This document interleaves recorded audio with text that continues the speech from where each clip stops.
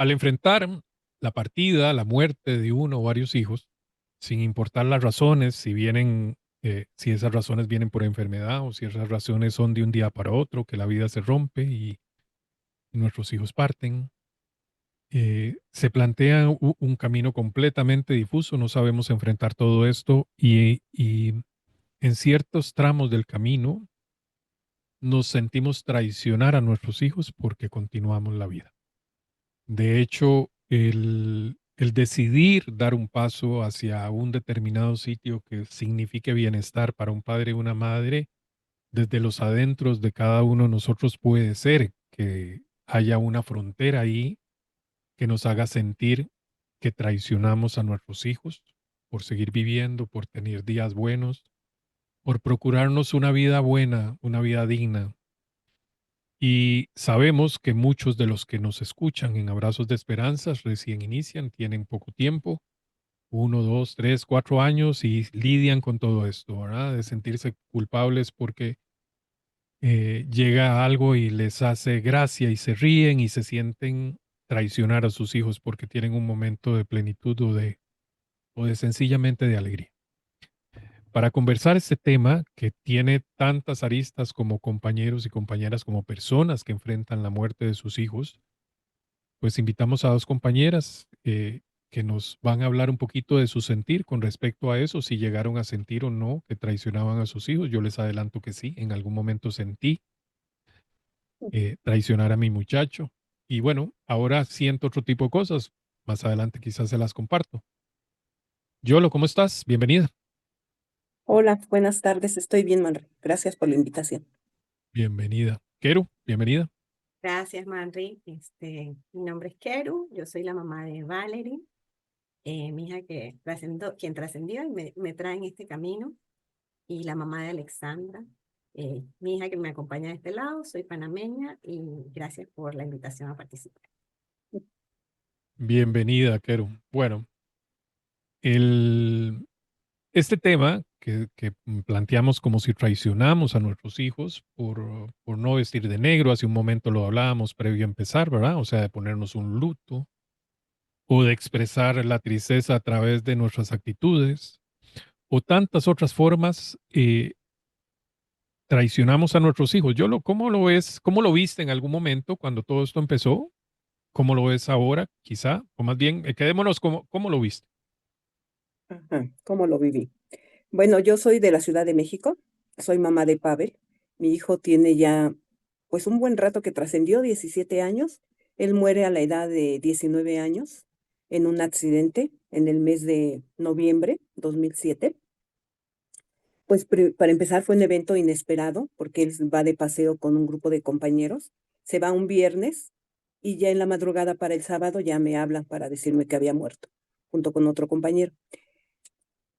Pues al principio, la verdad, lo que yo sentía era mucho dolor, mucho dolor. Me dolía el respirar, el hablar, todo me dolía. En ese momento yo no podía sentir que era traición, ni lo pensaba. Yo el sentir era un dolor profundo que no me dejaba continuar. Con el paso del tiempo comprendí que ese dolor era ese tipo de traición, porque nosotras, mis hijas y yo, dejamos de ir a lugares a donde íbamos cuando estaba mi hijo, de comer ciertas cosas que a él le gustaba comer. En la casa había música, pero él la ponía, se levantaba antes de irse a la escuela y ponía la música, o sábado y domingo que estábamos aquí en casa. Entonces todo eso se dejó de escuchar. Y yo lo veía así como que, bueno, pues no hay ganas, no tiene uno ganas de hacer todo eso. Pero no, con el tiempo me di cuenta que era un poco el traicionar a mi hijo si oíamos esa música, si íbamos a lugares donde él ya no podía ir, porque uno siente eso. Yo sentía culpa de estar viva y que él ya no estuviera, ¿no? De comer algo que él ya no podía, de ver algo que él ya no podía verlo. Sí se siente pues una pequeña traición, que luego la va haciendo, pues depende de uno si la va haciendo pequeña o la va haciendo más grande, ¿no? Así transcurrió un buen rato. Y yo siento que mis hijas también sentían igual. Dejamos de hacer muchas cosas que se hacían cuando él estaba. Dejamos de convivir con gente, dejamos de, pues a lo mejor de estar así como que, pues dejamos de vivir, yo siento, ¿no? Por sentir esa parte, esa ausencia, y por sentir eso de que él ya no podía y cómo yo lo voy a hacer. sí lo llegué a pensar, sí lo llegué a sentir. No, yo decía, pero es que, ¿cómo? ¿No? Hasta el reírme.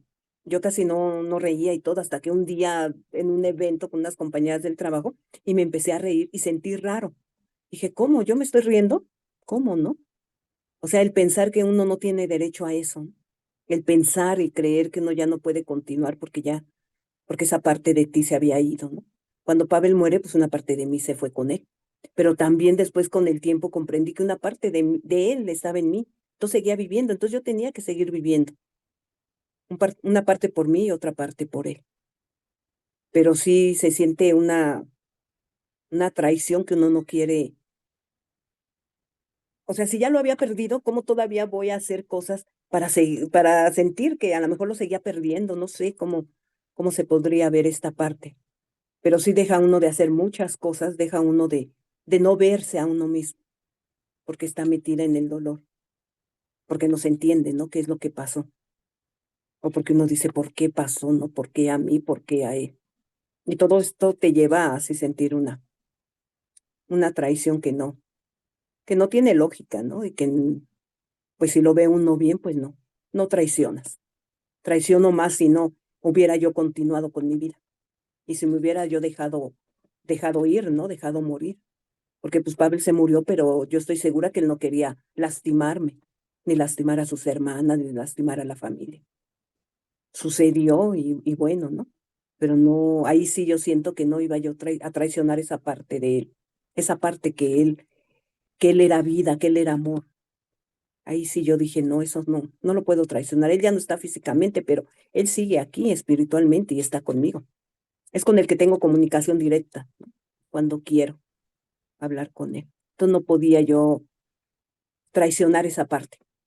Eso sí, no podía yo traicionar esa parte. Y pues con mi vida es con la que lo voy a honrando, sentirme yo bien, porque llegó un momento en que dije, no, voy a vivir, voy a seguir adelante y lo mejor que yo pueda, lo mejor que yo pueda. Y es lo que he hecho, y es lo que he tratado de enseñarle a mis hijas. Y ellas siguen su vida y están bien. Tiene que ver con lo que creemos antes Sí, de, ¿verdad? Tiene que ver con lo que creemos antes de. Y bueno, antes. Ujú, no nos han hecho un examen, o sea, no nos han evaluado, ni nadie nos ha preguntado qué cree, cómo cree usted que ha de enfrentar la muerte de un hijo si su hijo muriera. Seguramente hubiéramos redactado toda una disertación llena de por qué debiéramos de seguir adelante, porque ujú, jamás, o podríamos haber puesto como nos dicen un montón de personas, ¿verdad? Hubiera muerto en el mismo momento. De hecho, recuerdo haber escuchado a un papá que su hijo había muerto, había amanecido muerto en la cuna, y yo inmediatamente sentí, ¿verdad? Manri estaba vivo, que, que yo moriría por cualquiera de mis hijos, o sea, si mis hijos murieran. Después de la muerte de Manri, recuerdo a Ricardo, que es como se llama este papá, y me veía vivo. Y yo decía, pero ¿cómo puede ser que yo esté vivo?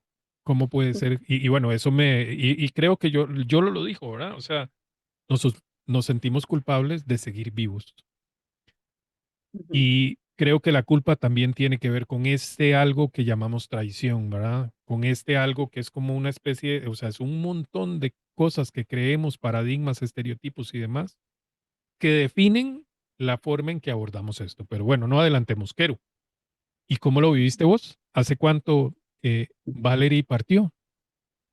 Gracias. Valerie partió o trascendió hace 2 años. En octubre del año pasado se cumplieron 2 años, así que tiene 2 años y algunos meses. Y bueno, bueno, echando el tiempo para atrás, eh, bueno, primero sentí como que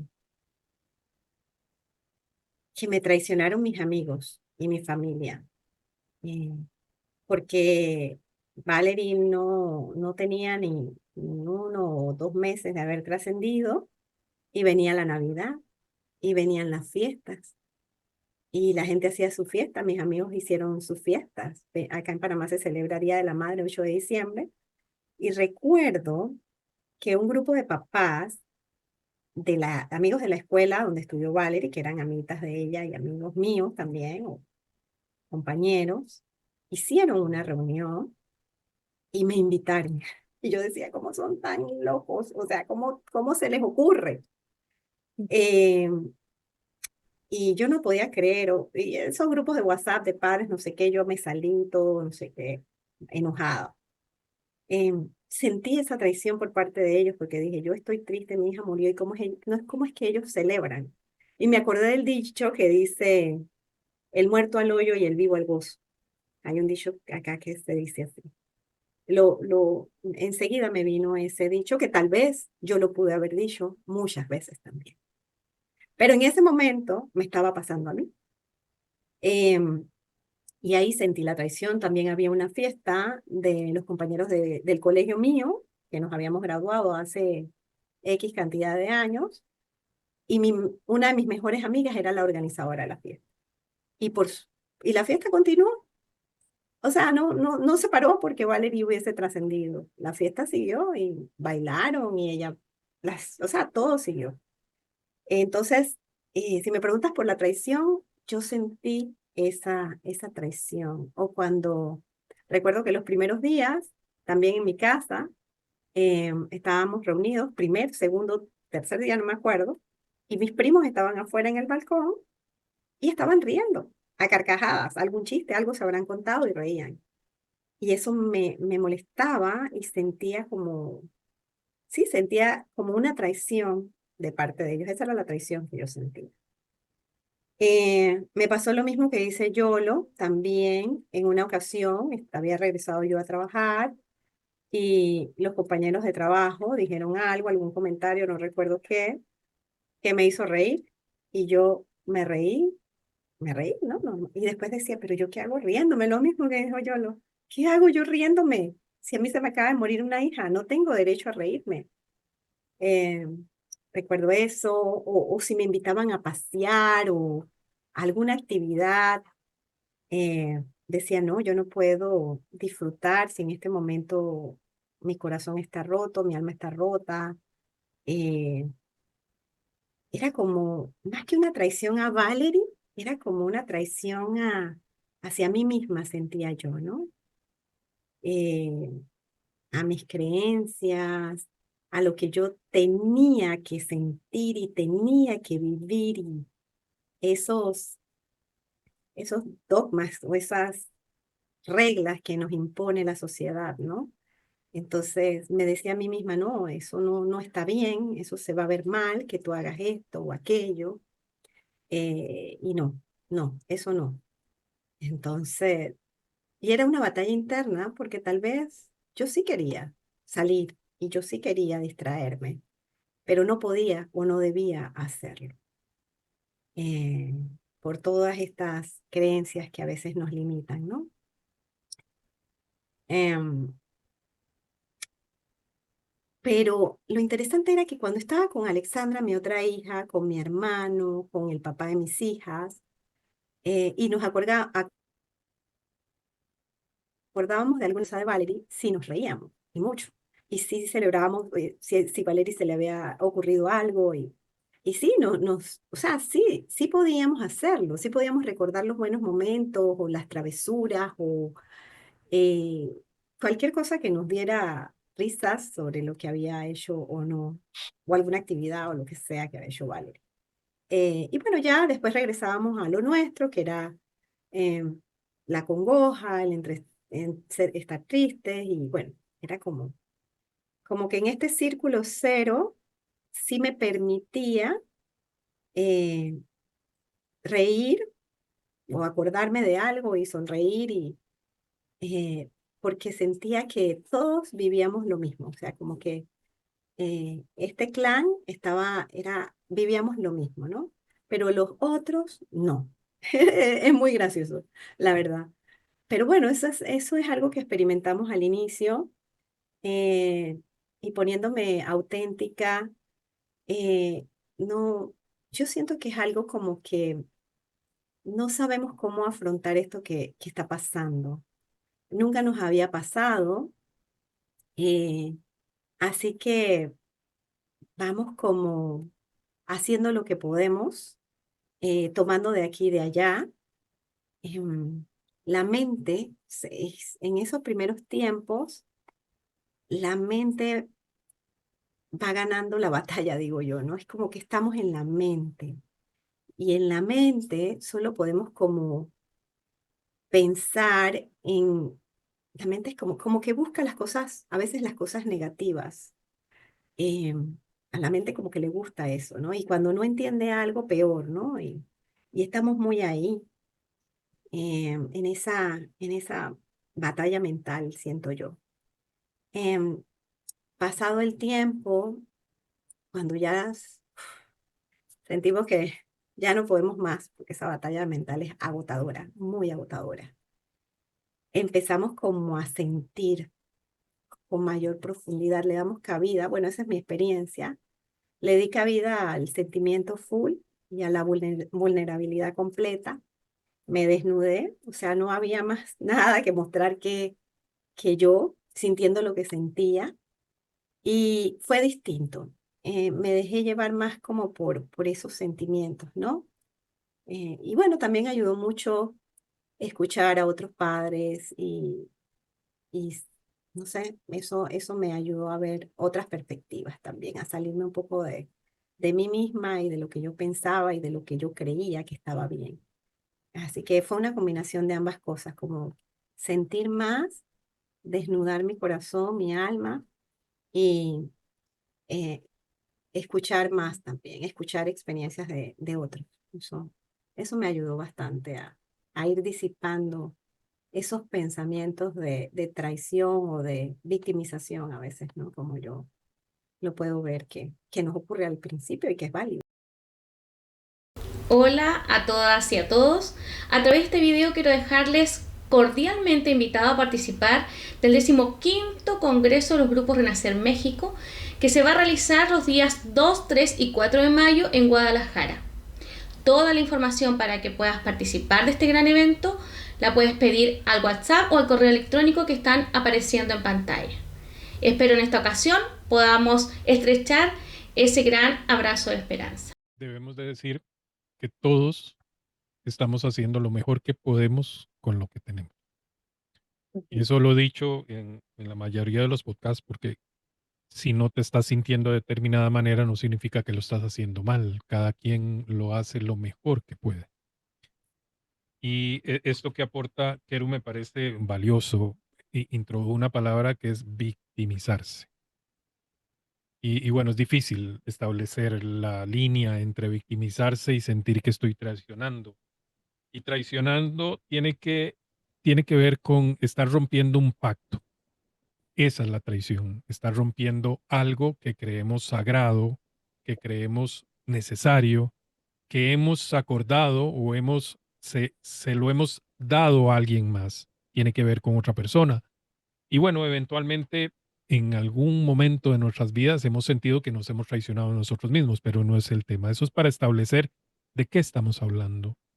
Y yo les voy a contar, Manry muere un sábado muy de mañana y bueno, creo que no podía ser de otra manera, en el sentido de que eran los momentos en que salíamos, ¿no? Y Manry muere cuando salimos a andar en bicicleta y claro que me sentí culpable porque mis decisiones fueron a qué hora salíamos, a dónde íbamos, por dónde íbamos, todo eso tenía que ver con mis culpas. Pero más allá de esas, el que él hubiera muerto un sábado era muy confuso para mí en muchos sentidos. Una de las cosas era que yo sentía que traicionaba a Manry si yo no usaba el sábado para algo valioso. Si no lo usaba para salir, para ir a la naturaleza, para salir. Y por el otro lado, Deisita más bien guardaba el sábado. El sábado era el día que no se hacía y yo sentía que yo traicionaba a Manry si yo no hacía. Vean que o sea, es una muerte de dos duelos, ¿verdad? Dos personas que aman al mismo ser, que se enfrentan ante algo similar, pero lo abordan completamente diferente. Yo sentía que traicionaba a Manry si no hacía y ella sentía que traicionaba a Manry si hacía. Ujú.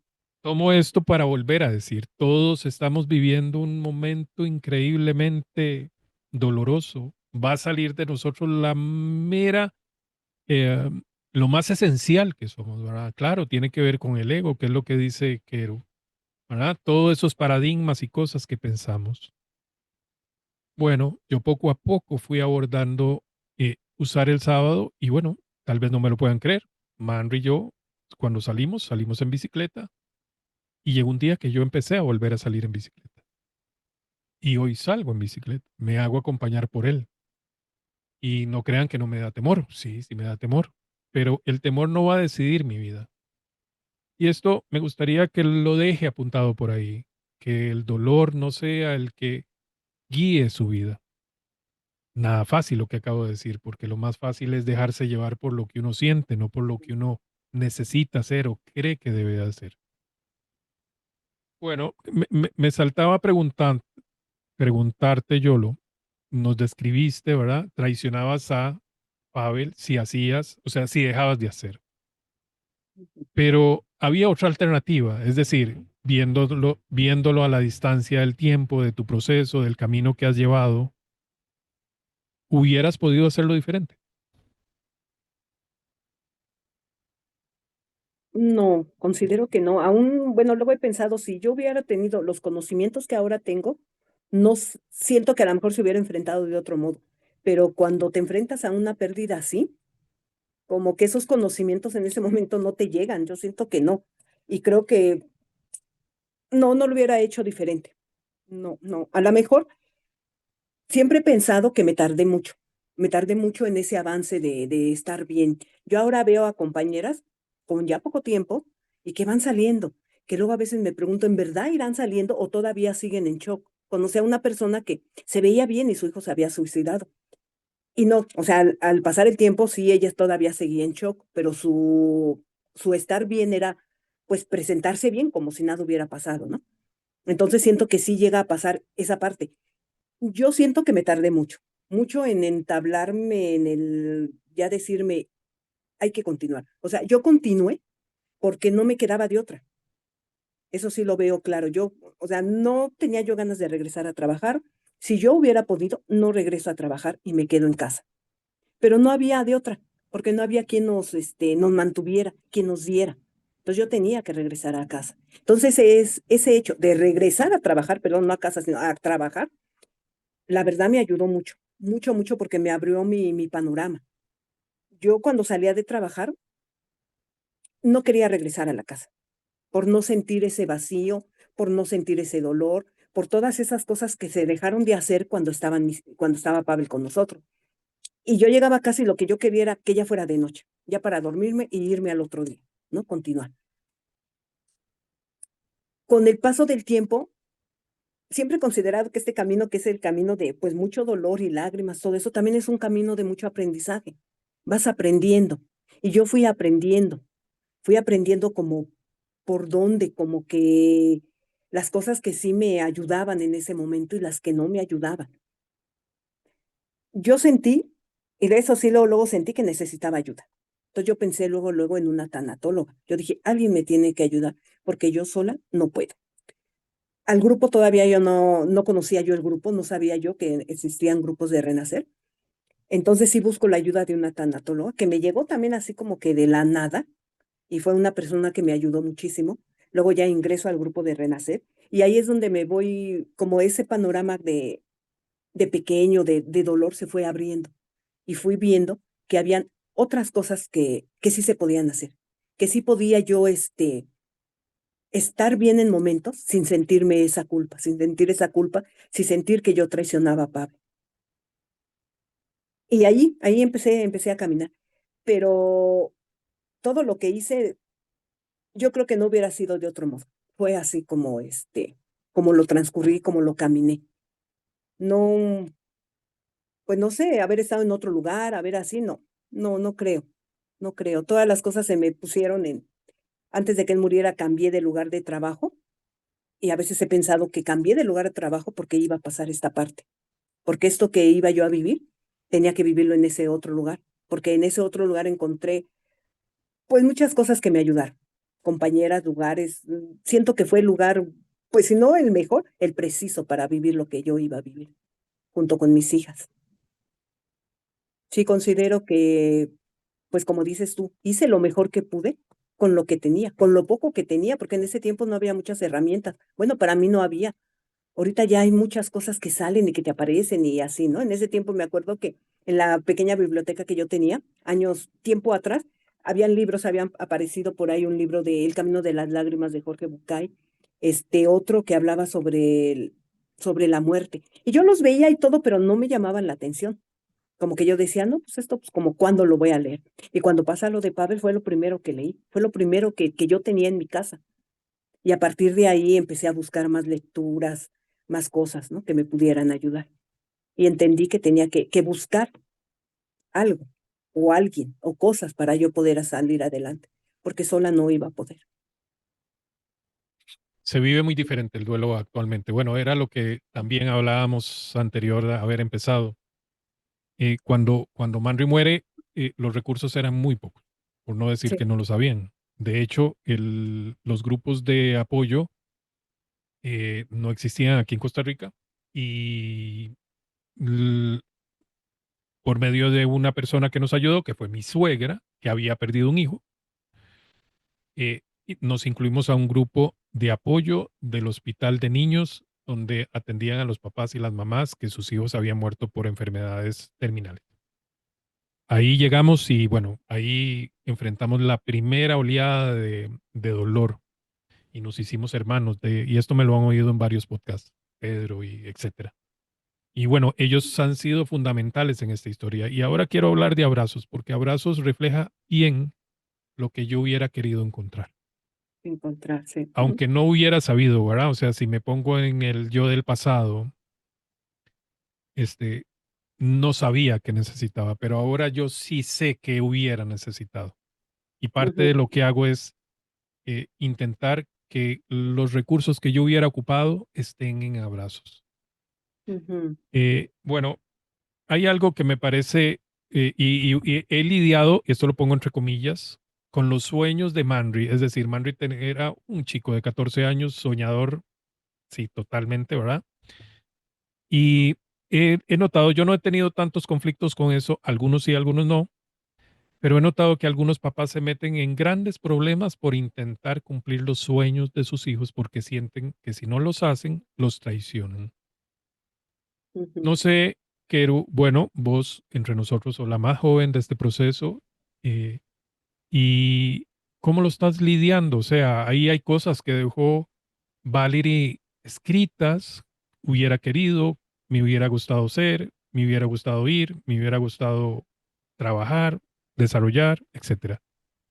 ¿Lidias con algo en eso? Mira, te cuento. Un par de meses o tal vez un mes antes de que Valerie trascendiera, ella quería ir a un concierto de rock en Bogotá. Ella era rockera ácida, ¿ok? Y eso fue, nosotros estuvimos no discusión realmente, ¿no? Pero ella me dice, mamá, quiero ir a este concierto de rock en Bogotá, no sé qué. Y yo, no, tú no vas para allá. Ella, mi hija, tenía una personalidad arrolladora. Y me dice, yo ya soy mayor de edad, yo puedo ir. Yo es que sí, pero necesitas plata para ir y yo no te voy a dar plata. Mamá, no seas así. ¿Y con quién vas a ir si yo no voy a ir a ningún concierto de rock contigo? Tranquila, yo voy a ver con quién voy. Bueno, llamó a la hija de una de mis mejores amigas que también le gusta el rock, que es mayor que ella, o sea, son amigas, pero la llamó y la chica le dijo que sí, que ella también quería ir porque era varias bandas que iban a tocar. Y mi hija armó el paquete. Ella se iba a quedar en la casa de su mejor amiga que vive en Bogotá, con quien estudió en Panamá el colegio, pero ella se fue a la universidad allá. Ya tenía una compañera con quien asistir al concierto. No tenía dinero, no tenía pasaporte. Entonces le digo yo no sé cómo hacer con el pasaporte, ni le dijo al papá, papá, dame dinero, necesito 100 dólares para el pasaporte. Yo no te voy a llevar. O sea, yo hice todo lo que pude para que ella no fuera al concierto. Ella solita agarró su metro. Valerie muy poco usaba el transporte público. Siempre era mamá, llévame, tráeme, papá, llévame, tráeme, o el Uber. Agarró Ella misma buscó dónde quedaba la oficina de pasaporte, buscó, fue, sacó su pasaporte. Me dice, mamá, ya tengo mi pasaporte. Lo único que necesito es tanto. No era nada, o sea, y tengo tanto ahorrado. Yo voy a ir a ese concierto, pero yo quiero saber por qué tú no quieres que yo vaya a ese concierto. Entonces yo le dije, bueno, te voy a decir que a mí me da miedo. En un concierto de rock hay muchas sustancias, mucho licor. Tú no estás acostumbrado a una ciudad tan grande, jamás has ido a un concierto sola y me da miedo que te pase algo. No le dije que te mueras, pero que te pase algo en otro país, en un país extranjero. Y me dice, ella me contesta, mamá, tú sabes que si me voy a morir aquí, allá o en cualquier momento cuando me toque morir. Así que no te preocupes por eso.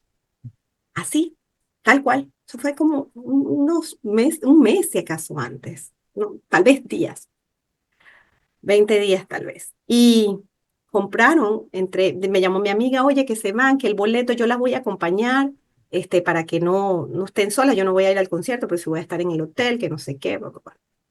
Cuando Valerie muere, el concierto venía como en 10 días, 12 días, una cosa así. Recuerdo que era muy cercano al Día de la Madre y ella me dijo, mamá, yo me voy a quedar el Día de la Madre, porque el concierto eran varios días, 2 o 3. Ese día no voy a ir, pero al día siguiente me voy. Me voy a quedar el Día de la Madre contigo. Y me dice mi amiga, Génesis, que es la amiguita con la que iba al concierto, quiere ir al concierto en honor a Valerie y yo la voy a acompañar. ¿Tú quieres venir? Y le dije, yo, no. Yo no, a mí no me gusta el rock ácido, no me gusta la música estruendosa y Valerie lo sabe perfectamente. Y yo no tengo que honrarla de esa manera. No es mi llamado, o sea, no sentía que lo era.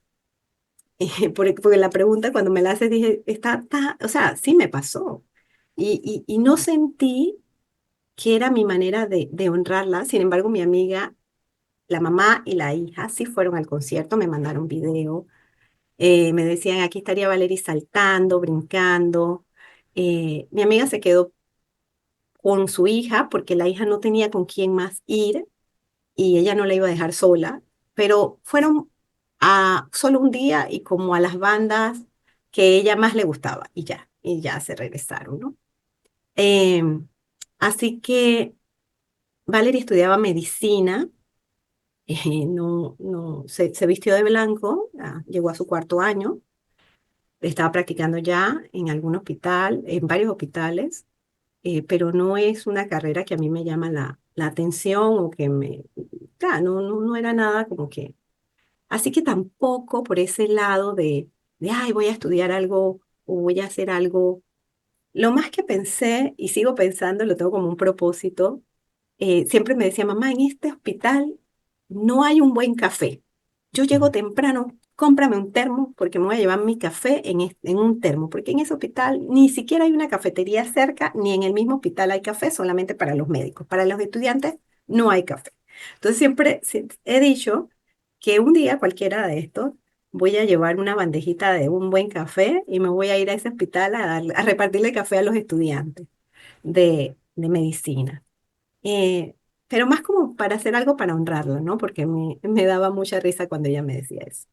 Pero si me preguntas, no, Manríquez, la verdad es que nunca he pensado como en una continuación de algún sueño o de alguna actividad que ella quisiera, pero se dio y se está dando porque ella me decía, cuando quería estudiar medicina, yo le decía, mi amor, pero ¿para qué vas a estudiar medicina? Esa carrera tan pesada, tantos años, y después tienes que estar trabajando en un hospital y en otro. Si es por plata, mejor métete a estudiar negocios, que en negocios van a ganar más dinero, que no sé qué, le decía yo. Y en varias conversaciones se daba, estaba todavía en el colegio. Y un día me dice, estando como en 10º, 11 grado, eso sería 4.o 5.º, no sé cómo le dirán en sus países, me dice, mamá, yo quiero estudiar medicina porque yo quiero salvar a otros seres humanos. Yo quiero ayudar a otros seres humanos. Por eso es que yo quiero estudiar medicina. Y digo que más o menos se ha dado, no es que yo esté salvando a nadie, pero creo que la labor que hacemos, no la labor, pero el dar nuestras experiencias, el dar amor, el dar un abrazo, el hablar con una mamá o un papá, la escucha que hacemos acá en Abrazos de Esperanza y en los grupos Renacer, es de alguna manera ayudar a sanar a otros. Eh, Tal vez no físicamente como lo hace un médico, pero sí creo yo que emocionalmente o desde el alma, ¿no? Como interiormente. Entonces, de alguna manera u otra, sí he seguido con su legado y sin darme cuenta. Lo veo yo así. Te cuento algo que alguien me dijo, una amiga, somos parteros de esperanza. Qué bonito.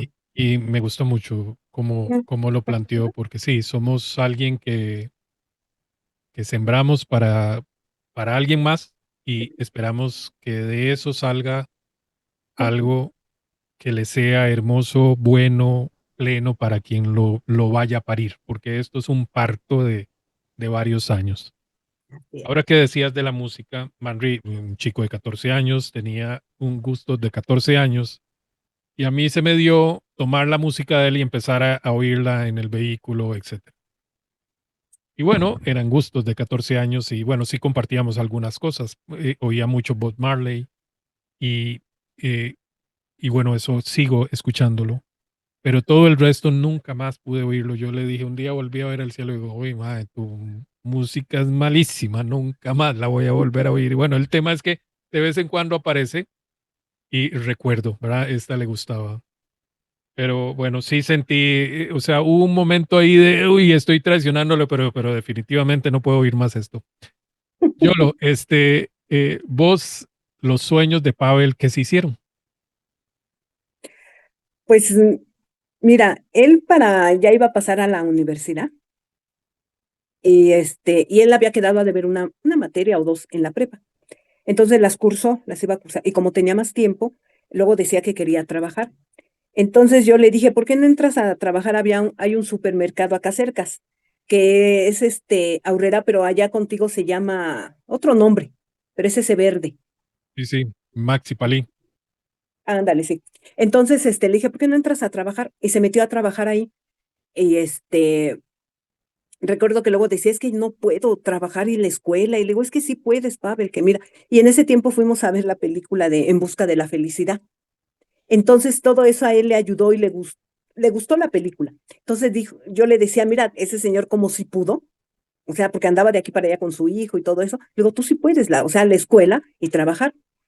Y sí, o sea, ahí ya no continuó, no dejó el trabajo, que era un trabajo leve y trabajaba medio tiempo, pero le gustó, le quedaba cerca, se iba en bicicleta. De aquí de la casa se iba en bicicleta ahí y regresaba igual. Todavía él no tenía muy claro qué quería estudiar, pero a él le gustaba el diseño gráfico. Él pintaba en la escuela, llevó dibujo y sabía hacer, dibujaba bien, le gustaban varias cosas de esas entonces yo digo que él se inclinaba por esa parte, pero también un tiempo me empezó a decir que quería ser chef. Le digo, ¿cómo vas a ser chef si ni guisas aquí nada, no? Porque yo no veía que guisara, ¿no? Pero luego sí se hacía él su desayuno y todo, y me decía, no, tú no me hagas, yo hago, ¿no? Pero en sí no sabría yo como qué hubiera estudiado él. A veces yo me preguntaba y decía, ¿qué irá a estudiar Pavel? ¿Qué irá a hacer Pavel, no? Me preguntaba, hoy que él ya no está, digo, bueno, ya sé qué querías o ya sé hacia dónde ibas, ¿no? Ya sé dónde estás. No, ya esa respuesta pues me la contesté yo. Pero a él era una persona que le gustaba mucho los deportes. En todos los deportes, él que patineta, que bicicleta, muy audaz en todo eso, le gustaba. E iba al gimnasio antes de morir. Y por ejemplo, mis hijas son muy miedosas para todo eso, no lo hacen.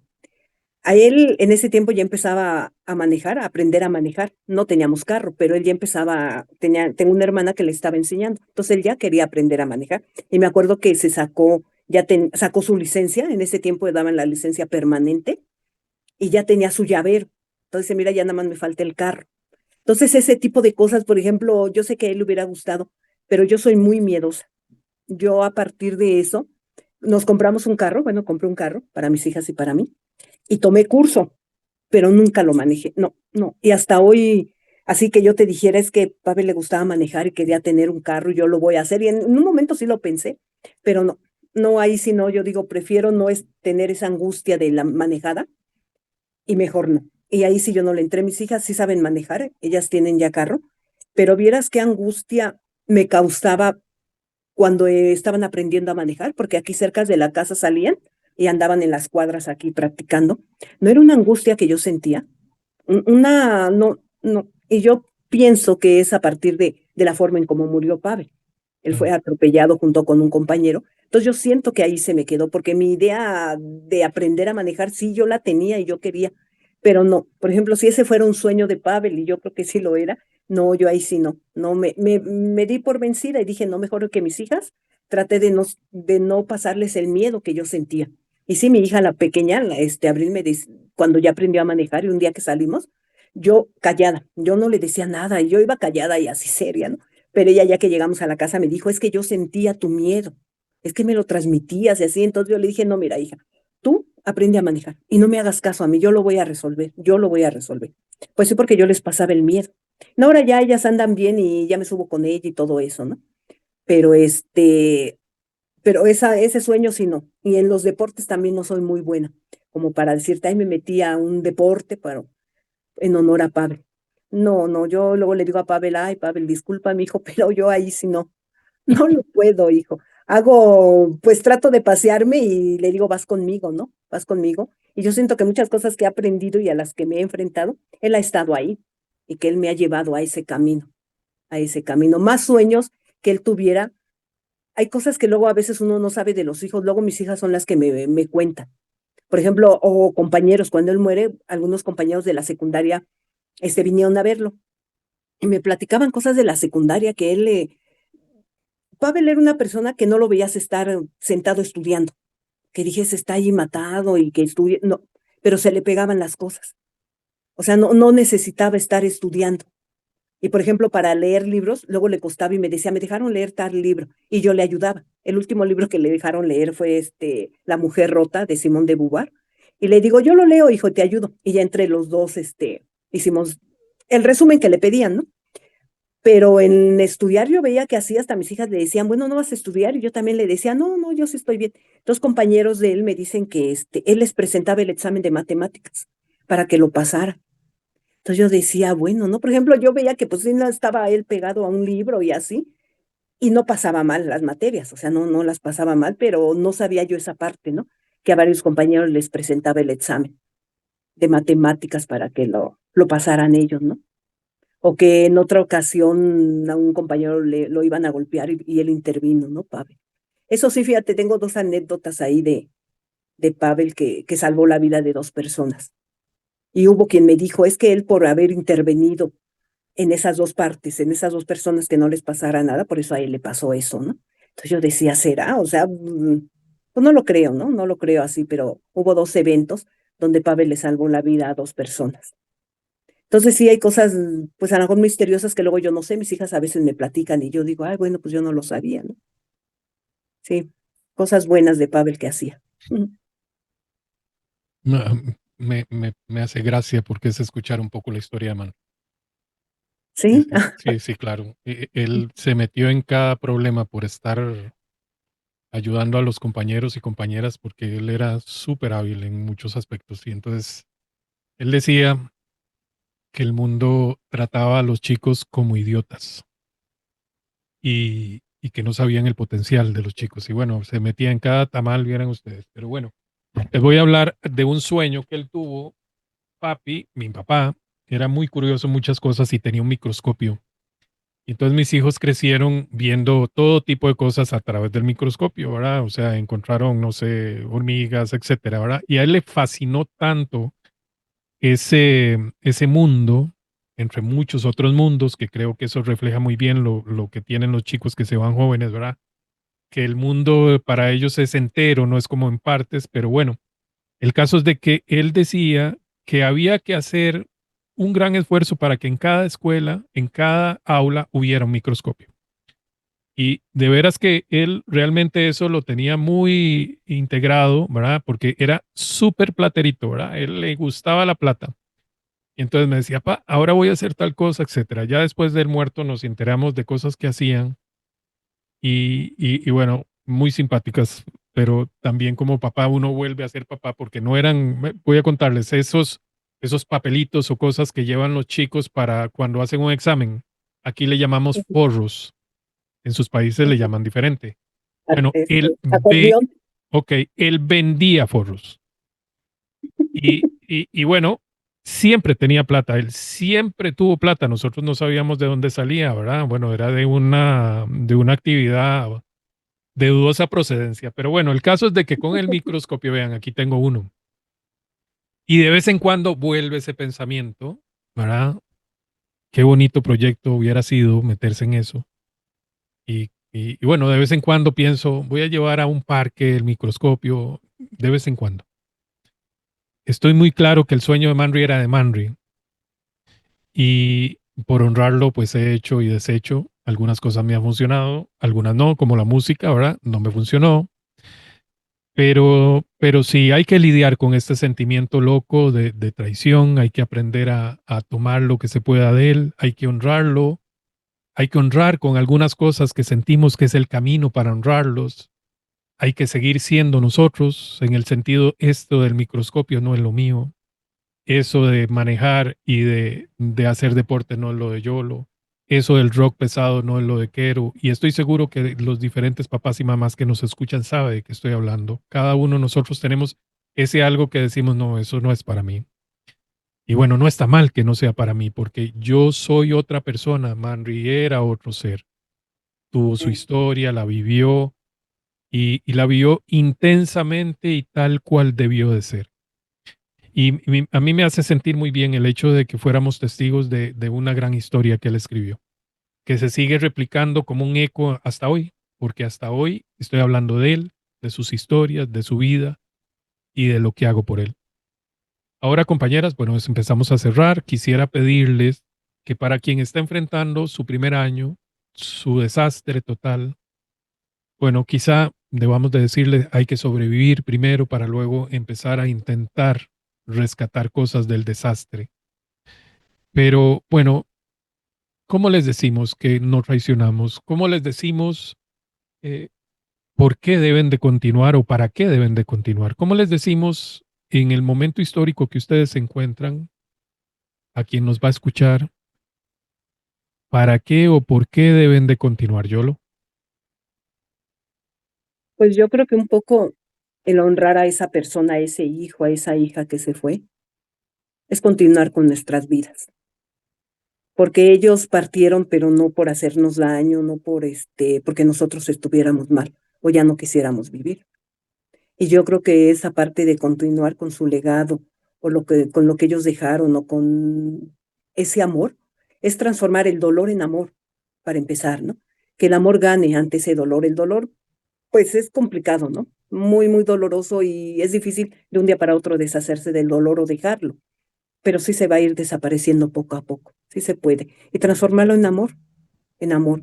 Al final, nuestros hijos nos amaban, nos querían, y ellos nunca pensaron que uno terminara con su vida después de que ellos partieran. Entonces, el honrar la vida y la vida de nosotros en honor a nuestros hijos, yo creo que es lo principal, ¿no? Pensar que si hay un mañana y si hay un futuro. Claro que sí, sin ellos físicamente, pero a la vez con ellos, llevándolos en nosotros. Pensar siempre que a lo mejor al principio, porque yo así lo pensaba, voy a vivir por él, voy a vivir por él. Y ya después ese voy a vivir por él ya era, voy a vivir, porque además al principio no pensaba yo en mis hijas, sino pensaba en él nada más, ¿no? En él que ya no estaba. Pero luego cuando me di cuenta que estaban mis hijas, no, pues es que voy a pensar en mis hijas, voy a vivir por mis hijas y para que ellas estén bien. Y ahora yo así lo veo ahora, el conjunto son mis hijas, Pavel y yo, cada una con su vida y todo eso, no las limito, no las tengo aquí encerradas, ni nada, las he dejado ir, ¿no? Ellas viven su vida y Pavel pues siempre va a estar conmigo. Yo creo que honrar la vida de nuestros hijos es honrando nuestra vida y continuar. Poco a poco, un día a la vez, pero sí se logra y sí se puede. Y al final del día te vas a dar cuenta que valió la pena, ¿no? Que valió la pena haber tenido ese hijo, haber tenido esa hija. Y que sí vale la pena continuar. Y yo creo que es por amor. Ujú. Claro. Quero, ¿y vos? Bueno, yo pensaba en la traición. La traición es como forma parte como de esos primeros sentimientos que yo lo llamo como sentimientos complicados que tenemos, ¿no? Eh, Llámese traición, llámese miedo, enojo, rabia, envidia. Y, y al principio, esos son los sentimientos que dominan o las emociones que dominan. Em, pero poco a poco, en la medida en que vamos comprendiendo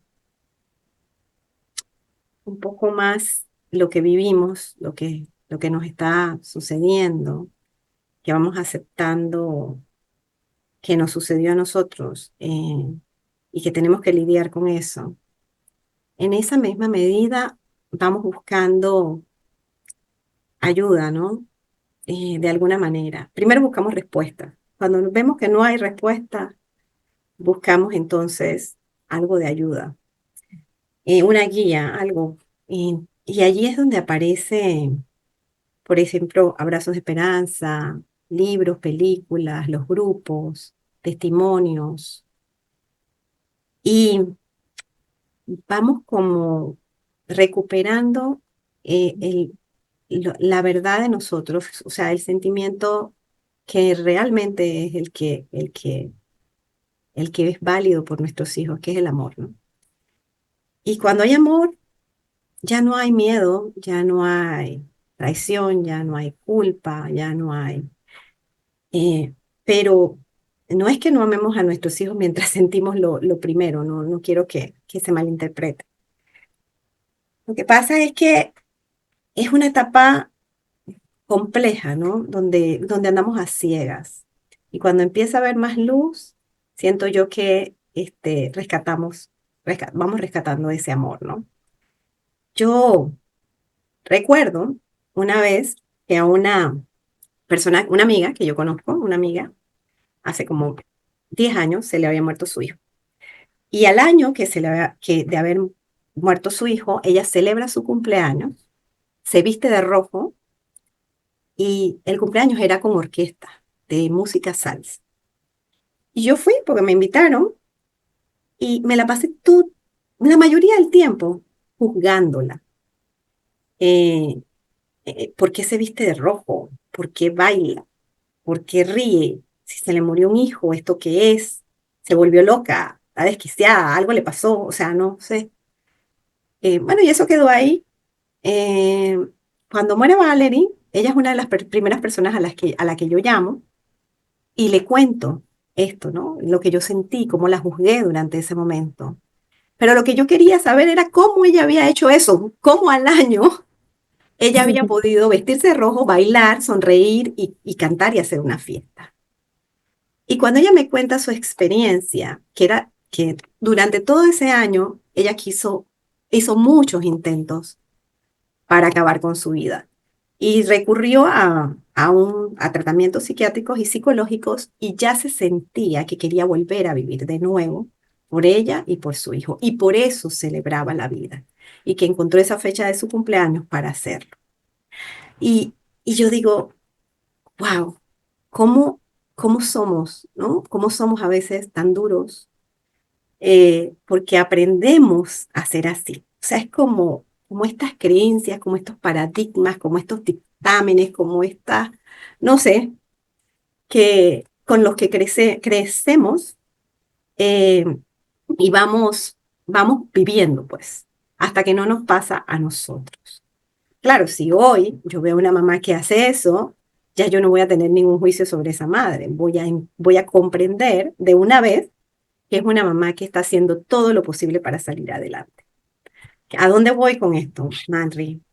Que muchos de nosotros cuando empezamos este camino no sabemos, no comprendemos, no tenemos una guía y lo que hacemos es, así mismo como juzgábamos antes, nos autojuzgamos a nosotros, nos culpamos, nos castigamos, porque pensamos que de alguna manera traicionamos o no estamos cumpliendo con lo que se nos pide o con lo que a nuestros hijos supuestamente hubiesen querido o teníamos que hacer porque cuando un hijo muere hay que estar triste toda la vida y hay que morirse con él. Eso fue lo que aprendí. Pero cuando eso lo aprendemos y eso lo decimos cuando no nos toca el agua ni a los pies. Pero cuando estamos con el agua hasta el cuello, como cuando se nos muere un hijo y sabemos que no nos vamos a morir con él y que tenemos que seguir viviendo, entonces tenemos que buscar otras maneras, tenemos que buscar las formas, tenemos que aprender a seguir viviendo de una manera digna, diría yo, o que valga la pena por nosotros mismos, por los hijos que nos quedan y por ese hijo que se fue. Entonces allí todo cambia, nuestra visión cambia, nuestra manera nuestras creencias antiguas se terminan. Tú mismo una vez me dijiste, Manri, todo lo que sabías antes, tal vez ahora ya no te sirva. Hay que reaprender. Entonces, yo lo que les digo a las mamás y a los papás que nos escuchan hoy es que no hay tal traición, porque realmente si estamos aquí nosotros es por algo, si seguimos aquí es para algo.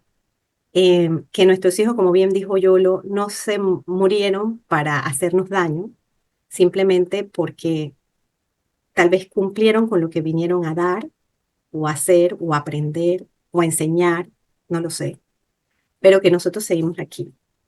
Y querer morir en vida es como traicionarnos, ahí sí voy a decir yo, a nosotros mismos. Es muy duro.